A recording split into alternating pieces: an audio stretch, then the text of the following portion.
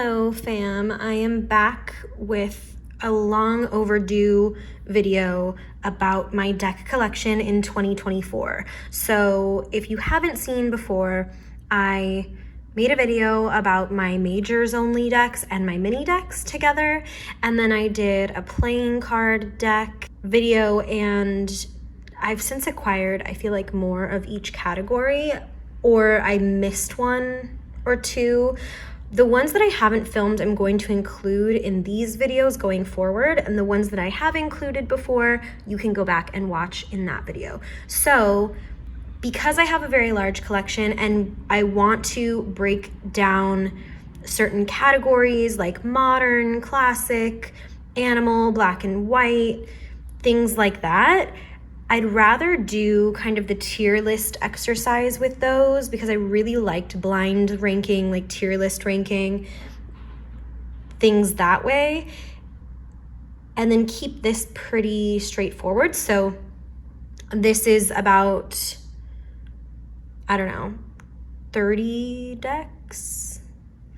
I think about 30 decks, and they are just tarot, and we're just gonna go through my tarot decks A to Z, and then I'll do Oracle A to Z and anything, you know, in between. I don't know where like Lenormand and stuff is gonna fit. I think I only have maybe one Lenormand deck. It's funny, I have a lot of Lenormand decks on my wish list, but I don't use Lenormand, so I don't, you know, like I don't prioritize those ones. Okay, let's go. First deck. Oh my gosh, what do I pick? I put them in like piles, so now they're not really alphabetical anymore, and I thought that would be more fun.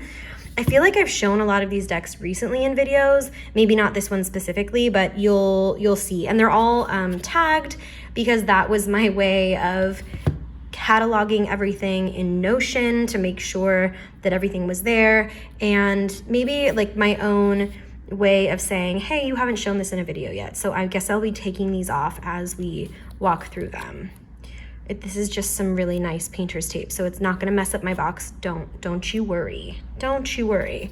This is the, oh, here. I'm like looking for the title here. I know the title, but I was looking for it to read. Okay, The Carnival at the End of the World. Carnival, yeah, at the. From her Book of Fate, Madame Lulu presents a tarot deck invented and realized by Mrs. Orlovsky and Falk, Messieurs Orlovsky and Falk, of the troupe Fleur de Mouse. Anyway, I can't spend that much time on each deck, so these are gonna be quickies. Also, hold on. There might be a question as to like, why didn't you do mass market versus indie? And that's because a lot of decks that I own indie are now mass market, and I will try to bring that up as I notice it, but I'm not always sure, and I don't know about all the goings on of every deck. I'm not good at keeping up with all of the publishers and everything. So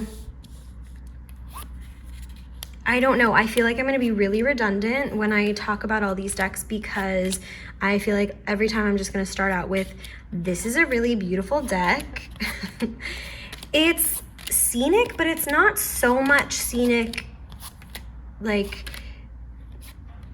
in the fact that it's usually just one figure, and the theme of the card is kind of within the scope of like what the figure's wearing, or sometimes they're interacting with something, or what they're made up of, but it's not something that has a lot of interaction between a lot of different people.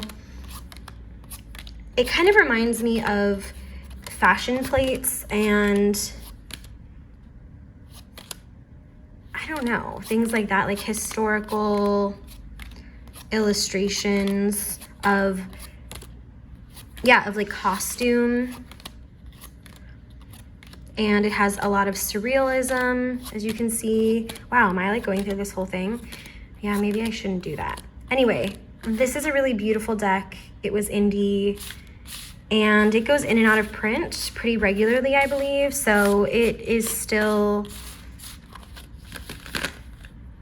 possible to purchase. All right, next is the Apparition Tarot, a Spirit Speak deck. I do have a few of their decks, I believe.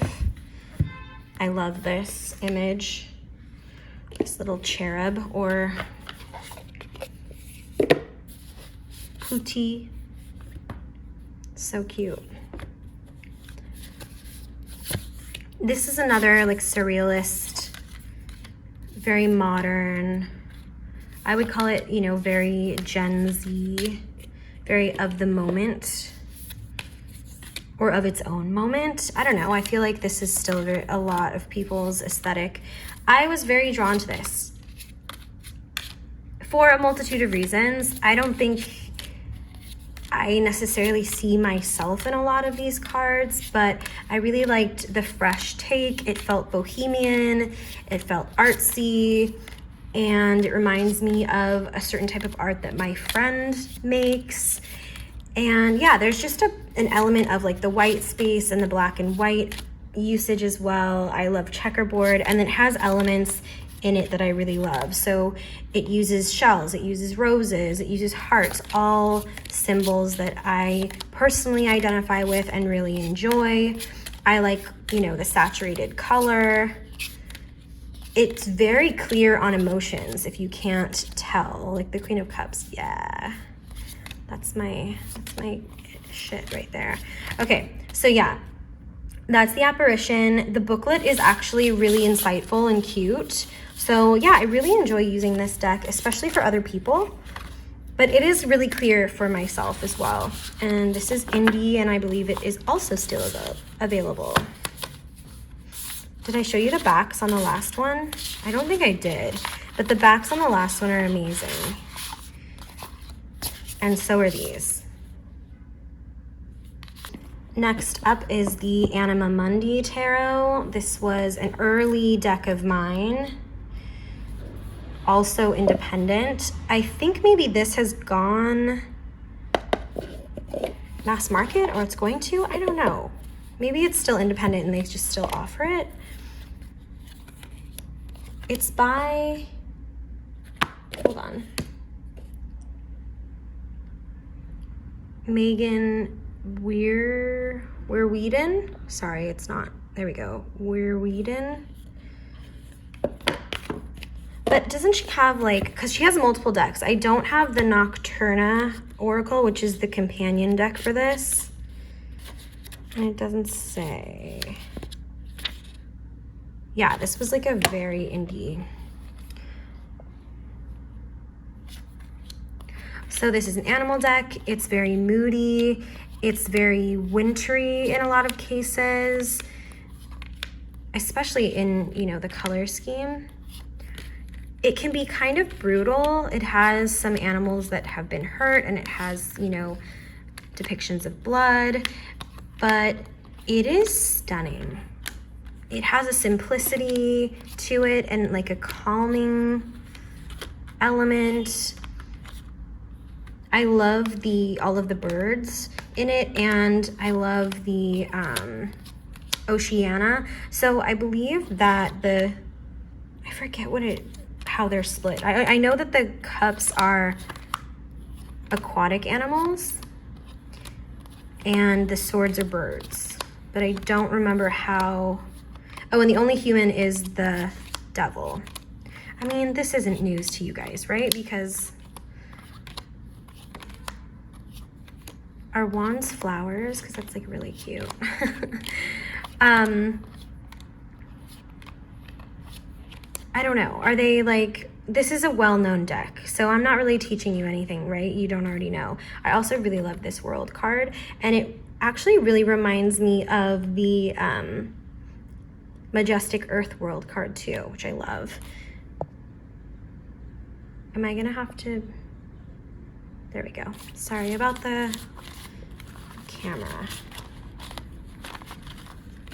So that is the Animamundi Tarot. Really pretty gilding. It's seen better days, but I still really like it. So pretty. I guess it's held up pretty well, actually. Okay, next is the Celestial Tarot, and this is a US Games deck by Kay Steventon and Brian Clark. I got this, I believe, secondhand, on thrift books or something. I don't remember. Or maybe I purchased it on Facebook Marketplace. It's very dated. Dig the backs. It's very dated and cool. Like, dated as a compliment, right? There we go. It has like a very similar color scheme throughout the whole thing.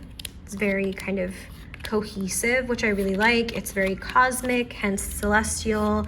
It has the names of some constellations, aka, you know, figures in Greek mythology.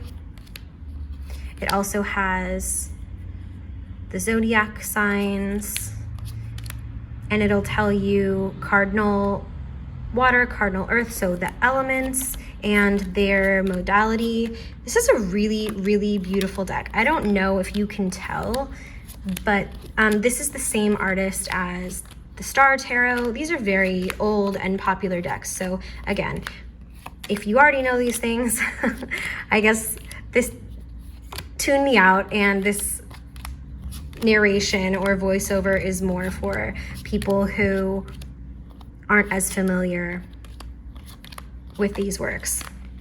But really, really beautiful. I don't use it a ton. I do actually really like these obnoxious blue borders. I think that adds to its charm. Would it look good with white borders? Yeah, but it would be a completely different deck. It'd be very updated, which would be cool, but it's not necessary. It might pair better with other things. But that's the Celestial Tarot.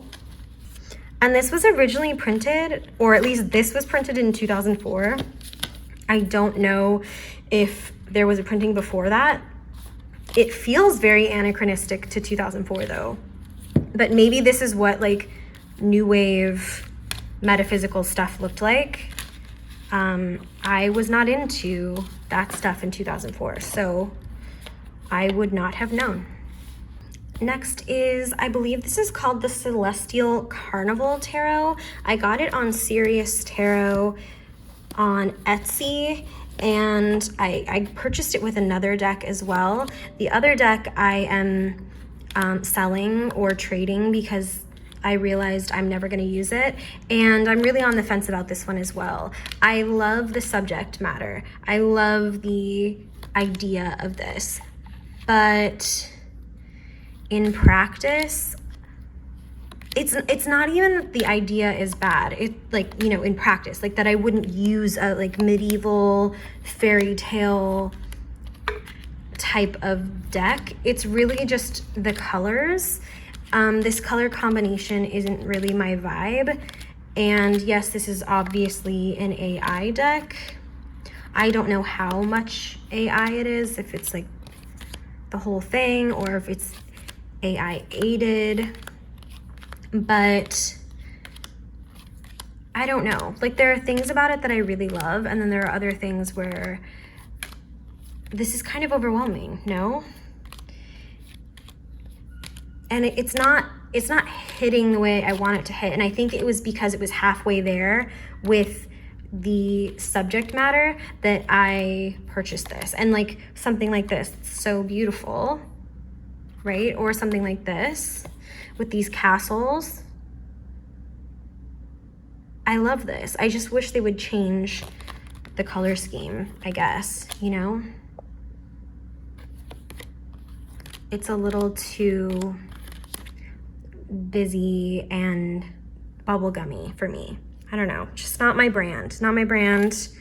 It's not what calms me when I look at it, you know? But this is still available on Etsy. It is the Celestial Carnival, I believe. But if you just go to Serious Tarot on Etsy, you can find it. It's SIRIUS. Next is a deck I showed recently on a tag. It's the Book of Thoth, Atea Tarot. This is really beautiful. Another limited palette, but this time done right. I've shown this a few times on this channel. It's one that I really enjoy. I tend to be picky even about, you know, historical decks. I don't know if this is considered a historical deck, because I believe Atea maybe manipulated it. Maybe I should look at this. Obviously it's a pip. I guess I don't need to show you all the pips, but those are the wands, the cups, the swords, some court cards, and then the pentacles are really pretty. I like the pentacles.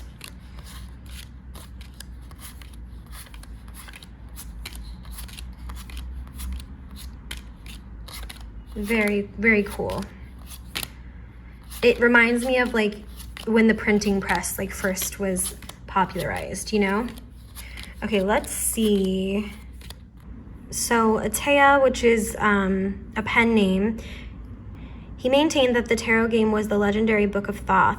Okay, so he wanted to restore the images to their original appearance, and around 1789 had a deck designed that he called the Book of Thoth. Only a handful of cards from that work remains today in a private collection. Anyway, yeah, very cool. So it is historical. I mean, it looks it. This is the Book of Thoth by Atea. He has more than one deck. So if you're interested and you like this, look it up. This is a mass market deck and it is low scarabeo, so you can purchase this still. Next is the Animal and Food Tarot by Maruko. This I purchased, I believe, on Etsy through an official distributor. It comes with a really cute pouch and a little book. This is one of my favorite decks that I own. I've talked about it a lot in the short amount of time that I have had it. It's the sweetest thing. It is exactly what it says it is. It's these little animals in their own little world. Reminds me of Calico Critters. And it's like the coziest. It's kind of like if Calico Critters and like Studio Ghibli like had a baby, I feel like. And it's just such a happy hug deck for me. I love it so much. If this was a TV show, I'd want to watch it every day. And I don't know, there's nothing I don't like about it. I love the borders, I love the font, I love the coloration. I love that it's like an animal world and animals that work at a bakery and a cafe, and I don't know, I just think it's the sweetest thing ever. Like, I want to live here. That's the Animal and Food Tarot by Maruko. Just Google that and you should be able to find it. Be careful though, I believe that there are fakes of this one. It also has a little bit of like gold foil on it. Do you see on the borders? It's so sweet. Okay, next is a hard left from that last one. This is the Blood Moon Tarot. This is the first edition. I don't know if there are going to be multiple, but I think there was more than one printing maybe. This is a deck that I've talked about as well.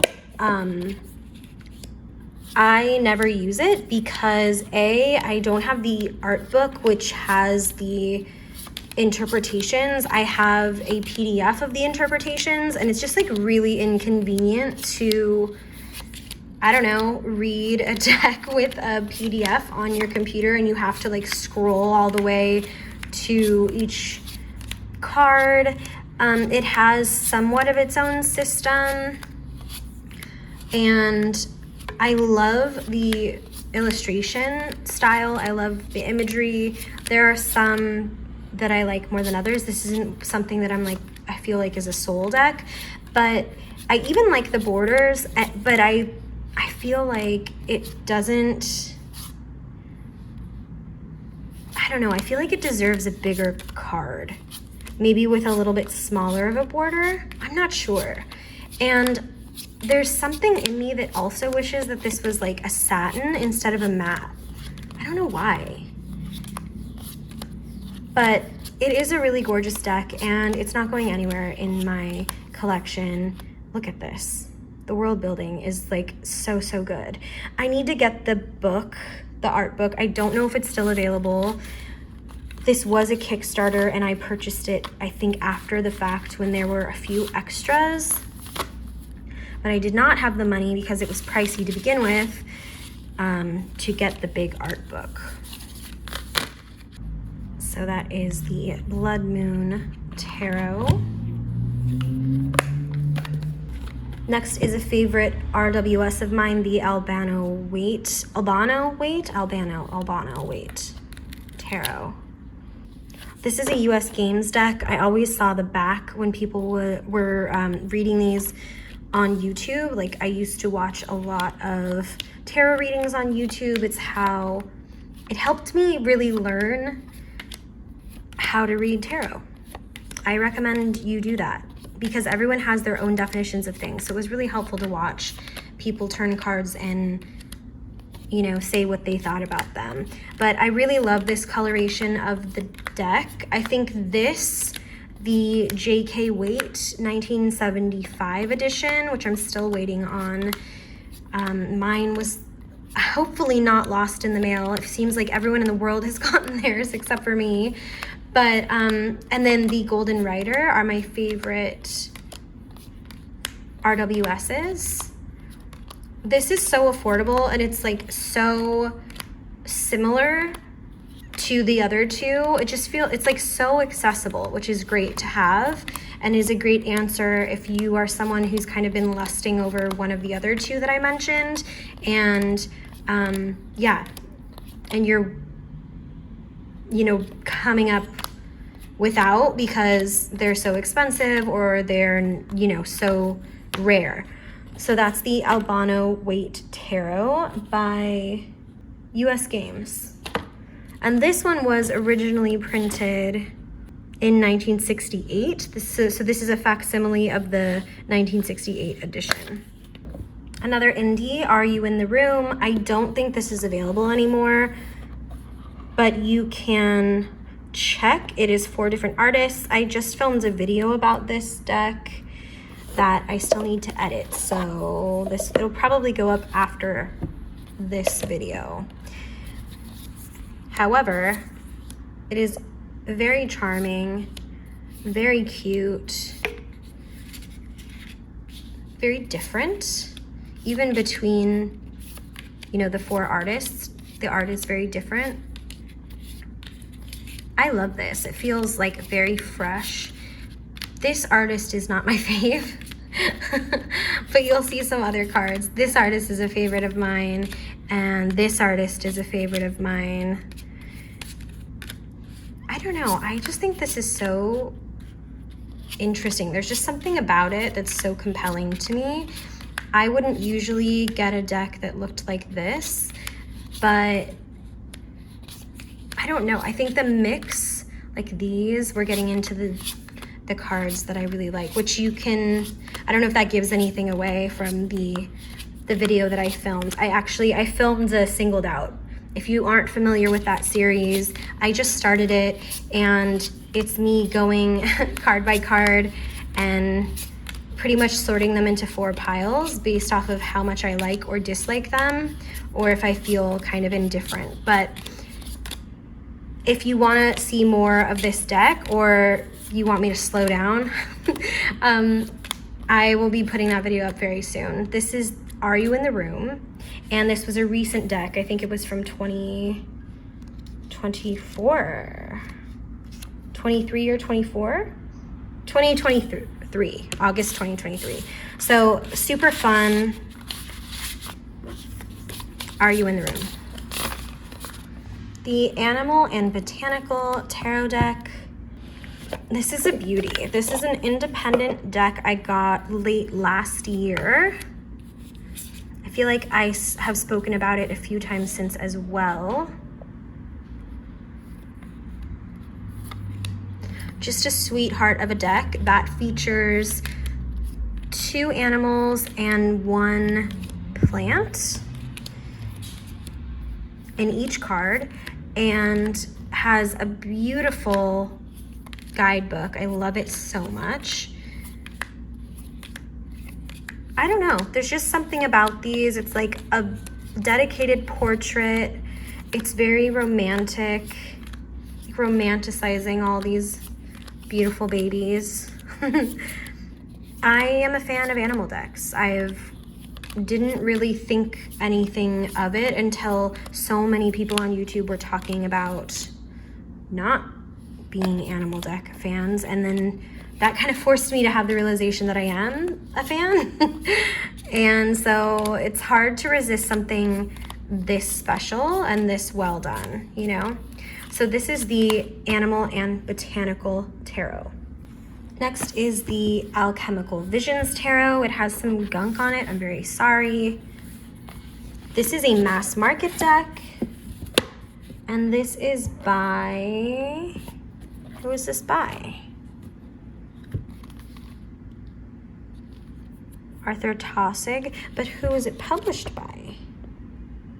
Red Wheel / Wiser. Sorry, that is not clear. Oh, there you go. So this is by Wiser / Red Wheel. These cards are so big. They're so beautiful. I don't know the first thing about alchemy. Reminds me of the Harry Potter universe, and also my brother watching Full Metal Alchemist when he was a kid. Yeah, but I don't know. I did a pairing video once featuring this deck, and it hit really hard. It was really cool. I did a reading with it the other day, just like pulled a card, and I didn't really understand. I don't know. I think that the meaning that the book relayed wasn't the meaning that I usually get from that card, so it was kind of disorienting, to be honest. I think that if I were to, you know, pull out this deck right now, I would want to do a study, because I mean, look, it's intense. Anyway, so this is it's really beautiful, don't you think? I don't know if you're into this sort of thing. This is the Alchemical Visions Tarot, mass market, by Wiser Books. Next is the Alice in Wonderland Tarot deck and guidebook. And this is by everyone's favorite,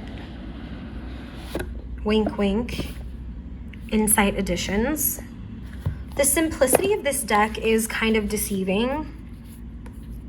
It's a little bit sticky, and it's probably because I haven't used it enough. But for me and my aesthetic sensibility, it's really, really beautiful. And I have always loved Disney films. I grew up watching them. I watched them as an adult. Look at. I love this deck so much. I don't have, sorry about that. I don't have the Villains deck, which I want, and I don't have Hocus Pocus, which I think I want. I'm not sure, but there's just something about this one. I think that the design is really, really beautiful. I think that it feels like Disney in a really classic, gorgeous way. Like there's enough cutesy and enough elegance. And that's something I really loved about the older Disney movies, you know? You can see that the hedgehogs are pentacles, the flowers are wands, the teacups are the cups, and then the spears of the, what are they? The playing card soldiers are the swords.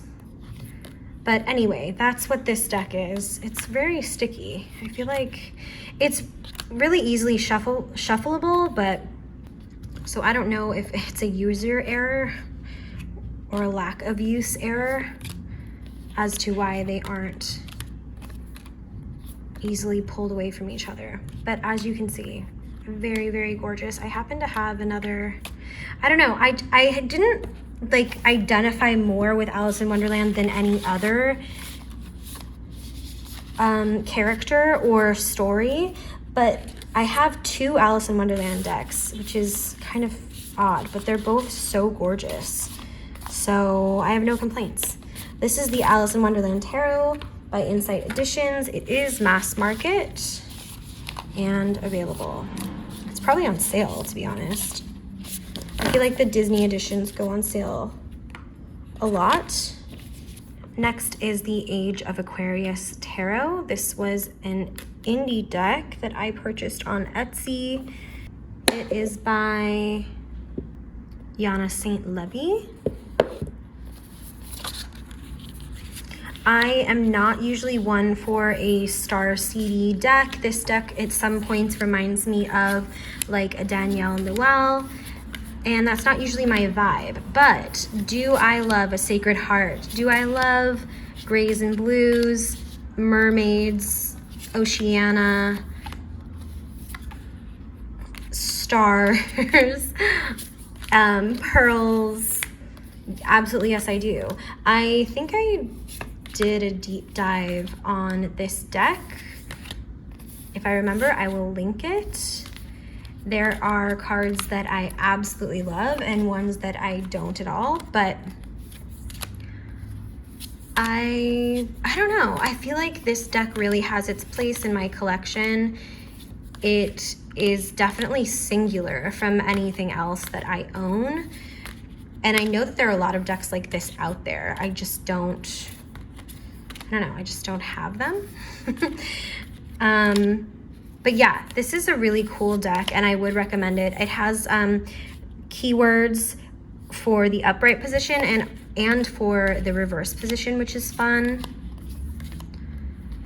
I think if I had the chance to kind of redesign this deck or pick my favorite cards and like ask her to make more of the other ones that were like that, then I'd be super, like it'd be perfect. But I really enjoy this deck a lot, and sometimes it's nice to get yourself out of your little, I don't know, boxes that we put ourselves in. We kind of tend to pigeonhole ourselves, or I do sometimes, and I feel like it's good. I feel like it's a good exercise for me to, and like if I'm cringing at something, then maybe that's something I need to look at, right? I don't know. Like, is it a taste level thing or is it a cringe thing? Wow, this is, that, I don't know, took a turn. But I have so much respect for this creator. I think that this is a really, really well done deck, and it's okay if not everything about it is something that appeals to me. That's what makes us all so unique. Next is the Abyssal Tarot, another one that I purchased really early on in my tarot journey. This is by Shelley Corbett. This is a photography deck. Warning, there is a lot of nudity in it. And I don't know if they were going to print another run of this or not. I think I got it on Etsy, so if you search Abyssal Tarot or Shelley Corbett, I don't know, see what comes up. It's feels very 90s. I think it came out in 2000 or the early 2000s, so that makes sense with the coloration. It really like brings me back to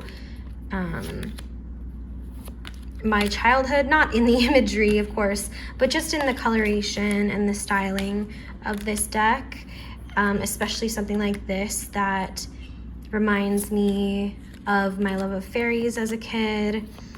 It's a very sensual deck. It's obviously very somatic, and it's an absolute treasure. It's another one that's very unique, and I don't think anything could replace it. Not at all. I love it so much. It's not one that I use all the time. I mean, maybe that's obvious, right? Like this isn't like a daily reader, but so gorgeous. And I don't know, I feel like I've heard rumblings of things. If I'm just starting an unfounded rumor, please just take my comments at face value. I don't know. Maybe I'll look it up when I'm editing to see what the status of this deck is. This is the Abyssal Tarot. Next is the Cat's Eye Tarot. Everyone knows I love this deck, and it's still true. I think my love will never end for it. I've talked about this deck recently, so I guess I'm not going to go into it a ton. I think it kind of speaks for itself, but I'll just say that it's nostalgic, it's comforting, it's classic, it's very domestic, which makes me feel like it's very familial, you know? There's nothing about this specifically that, you know, talks about family, but I feel like decks that have this really cozy vibe and that are mostly set in like the domestic realm of a home and a yard. Look, I mean, I guess you have like a child, maybe a grandparent. So maybe I'm not too far off there. Let me know what you think about it. But yeah, this is the Cat's Eye Tarot. This is mass market. It's available still, and it's by US Games. Next is the Byzantine Tarot. This is a mass market tarot. It is by Redfeather. It has a huge book. I was just reading it the other day. It's like super interesting. Sorry for that noise. I just featured this one too. I feel like this round has a lot of decks that I have looked at recently. Is this not so opulent and gorgeous, but also has like this folk element to it? Obviously is historical, about, you know, the Byzantine Empire and that era, has influences of, you know, the Catholicism that was a big part of its history. Not a typical deck when it comes to art style for me, but very on brand for like its beauty and depth and the amount of contrast and saturation in the images themselves. I love the borders, I love the formality, I love the history of it. So it makes sense. It makes sense. This is the Byzantine Tarot, and it is published by Redfeather. Okay, this one was an indie deck, and now it is a mass market deck. Very cool, very exciting. I have the indie version, the Arcanist Tarot. This one is really cool. It's very like mid-century style. Lots of white space, which is really fun. Another animal deck, very limited color palette, by a cartoonist and illustrator. And it's like, I don't know, it's so cool. I love this deck. And this one is also deceptively simple because its readings are really great. I took this to a party years ago and read people with it, and they were kind of astounded by the results. So have a little faith in the abilities of this deck. It is not just kind of a fluffy, cute, like mid-century looking cartoon deck. It's a vibe. It's very cool, and it speaks to you, you know? So that's the Arcanist Tarot. I don't know where it's available mass market yet. Maybe it's on Amazon, I'm not sure. And I don't know like how different it is. This was originally a Kickstarter. I found it after a Kickstarter. I don't know if it has like the foiling still, or if, I'm sure someone's done a video comparing the two. That would be really cool to see. But this is the, Arcanist Tarot. And the artist is David De Pasquale. Next is the Aquamarine Collage Tarot deck. When I got this, I was beside myself with glee. It really was so exciting. It feels very personal. I feel a kinship with this creator for sure. And I don't know, like, what do you say about, I feel like I've done a video talking about this. I don't know, maybe it's not a dedicated video. Maybe it was just like deck arrivals or something. But I am a lover of collage, and this one specifically, like I said, just feels resonant to my own experience and my own views of the world and a certain time in the world, and that just is really comforting. The creator, I believe, started this project as a way to process grief, I think, as so many creators do. And look at what beautiful things come out of like sorrow, you know? This is something that like I will always treasure. I love it so, so much. This is the Aquamarine Collage Tarot deck. It is indie. I think that it's still available, question mark. I don't know. Okay, I have two more. One is a cult following tarot. This I purchased on Etsy, and there are different versions of this now. Or, I mean, always was like a regular version. I got the holographic version. I don't know if you can tell, yeah. But there's another version now. I really enjoy this deck, but it has had definitely complaints because a lot of the same imagery is used in a good amount of the decks, which is kind of a bummer. It was also pretty expensive. I think that all of the versions are pretty expensive, but if you're into this and you don't mind like the constant, like, I don't know, duplication of the cards, then go for it. This is something that I definitely don't regret getting because, I don't know, it just scratches an itch that I don't have any other deck to scratch, really. It's not something I pull out all the time. It's pretty wild. I mean, not for me, but probably to a lot of other people. But I dig it. I think it's a fun time, and I love the concept. I think it was well executed. I wish, yes, that it did a little less of like all the same images, but like things like Kali, that's part of the energy of the deck, and so it's a recurring theme. But like that's less of a complaint as it is like using the exact same image on other cards. Like, of course I can't find any. Just know they're here. Okay, like this kind of, like the star and death have the same person in them. Things like that. Oh, here we go. Like, not the coolest, but still a fun deck nonetheless, and I don't intend to get rid of it. That is A Cult Following by Chelsea Screen Name.